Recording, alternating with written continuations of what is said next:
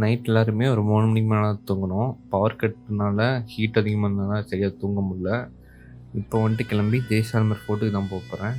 கொஞ்சம் லேட் ஆயிடுச்சு எந்திரிக்கிறதுக்கு. இப்போ கரெக்ட்டா ஒரு மணி 7 கிட்ட ஆச்சு. இப்போ போய் ஃபோர்ட்டுக்கு போயிட்டு பார்த்தா கரெக்ட்டா இருக்கும். ஏன்னா உச்சி வெயில் வந்துட்டா ரொம்ப கஷ்டம். இப்பவே பார்த்தீங்கன்னா வெயில் ரொம்ப அடிக்குது.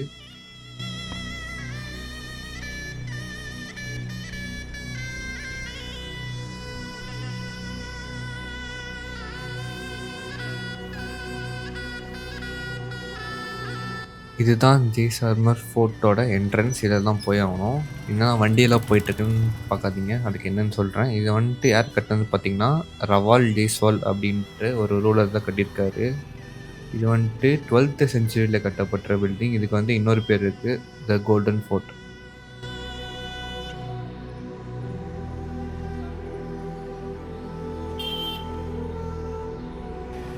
இந்த ஃபோர்ட்டோட ஸ்பெஷாலிட்டி என்னன்னு பார்த்தீங்கன்னா, இன்னும் இந்த காமன் பீப்பிள்ஸ்லாம் இந்த ஃபோர்ட்ல வாழ்ந்துட்டு வராங்க. ஆமா கரெக்ட்டு தான். எந்த ஃபோர்ட்லயுமே காமன் பீப்பிள் வாழ்றதுக்கெல்லாம் அலோவ்டு இல்ல.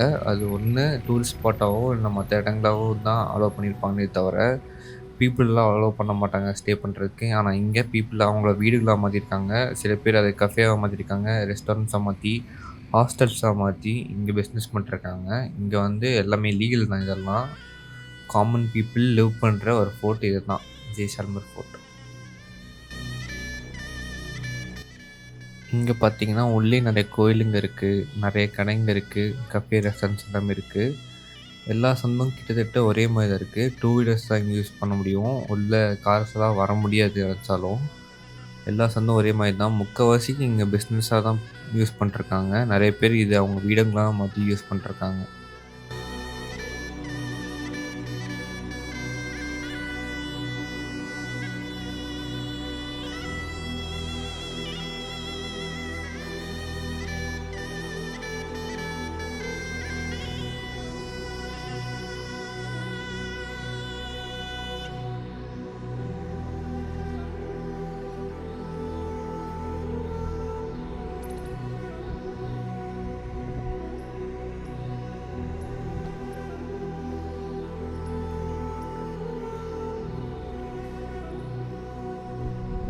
இங்க இருக்க 2, 3 கிராமங்கள தவிர, கண்ணு கெட்டுற தூரம் வரைக்கும் பார்த்தீங்கன்னா, தார் டெசர்ட் மட்டும் தான் ஃபுல்லாவே பரவியிருக்கு.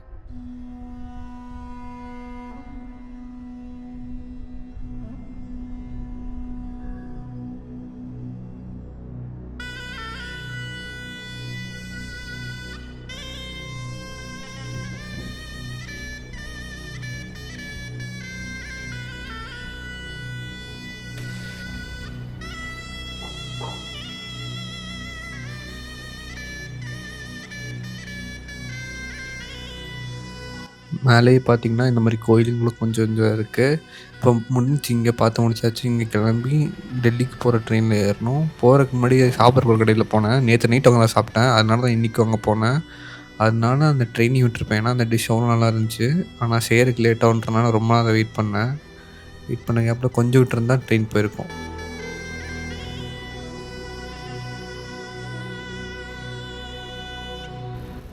நான் சொன்ன கடை இதுதான். நான் சாப்பிட்ட டிஷ் எல்லாமே நல்லா இருந்துச்சு. எல்லா டூரிஸ்ட்டும் மேக்ஸிமம் இங்க தான் வந்தாங்க. ஓவர் க்ரௌடடா தான் இருந்துச்சு. வீடியோ எடுக்கும்போது மணி ஒரு 7, 7:30 இருக்கும். அதனால தான் கொஞ்சம் ஃப்ரீயா இருக்கு. நாங்க வரப்போ ஆக்சுவலா கூட்டம் தான். வெயிட் பண்ணி தான் வந்தோம். இப்போ அந்த டேபிள் ஃபுல்லா காலியாயிடுச்சு. ஒரு ஃபேமிலி ஃபுல்லா உட்காந்துட்டுருந்தாங்க. இந்த டிஷ்ஷு ரொம்ப ரொம்ப அடிக்ட் ஆயிட்டேன். பன்னீர் மலாய்ன்னு என்னமோ சொன்னாங்க. அந்த கடையோட ஸ்பெஷல் இதுதான்.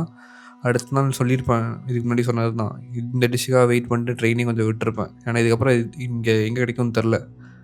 அதனால வெயிட் பண்ணி பொறுமையா உட்காந்து சாப்பிட்டே வந்துட்டேன். செம வொர்த்து.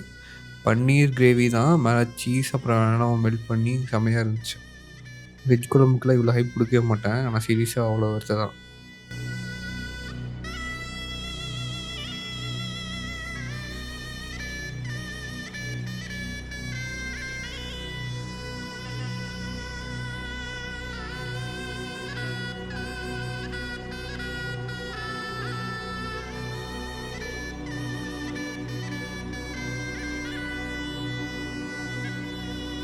அவ்வளோதான் சாப்பிட்டு கிளம்பிட்டோம். இப்போ போகும்போது கரெக்ட்டா இங்கேயும் மழை. ஜெய்ப்பூர்ல கிளம்பும்போது இங்க கிளம்பும்போது மழை.